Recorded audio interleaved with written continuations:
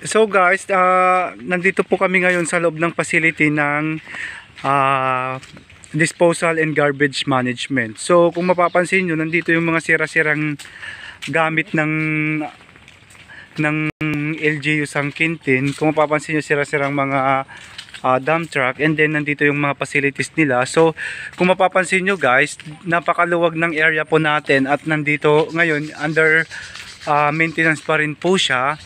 Ito naman, dating ano po kasi to, recovery facility po to. So, dryer ng mga palay noon. So, ngayon, in-stop na po siya at ginawa na lang po siyang tapunan ng mga basura ng buong San Quintin. So, dito pinupunta yung mga tapunan ng basura at saka dito tinatapon. So, kung mapapansin nyo guys, napakaluwag ng likod. Napakabaho nga lang po kasi mabaho siya. So, ito yung mga kasama natin sa Tropang Amianan Vlogs. So, kami-kami lang po kasi kulang po tayo kasi nagkaroon ng mga problema.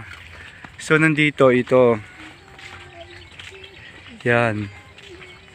Ito na yung ano nila. So ngayon ito simentado na po to. Dati po kasi to ano mga ganito mga ang tawag dito? Mga grass. Anong Tagalog ng grass? Mga damo dati to. Ngayon sinimento na po siya, and then sa side po is may simento na rin. So maganda na po siya, hindi na po siya lubak-lubak gaya ng dati na pag umuulan lubak-lubak. Ang Ilocano ng lubak-lubak is lot-lot. Yan, so iikot tayo.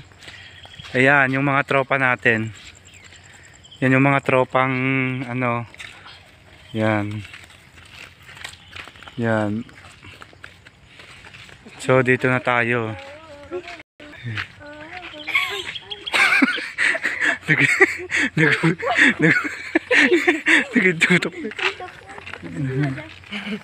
Ayan, inikot namin yung ano facilities at recovery.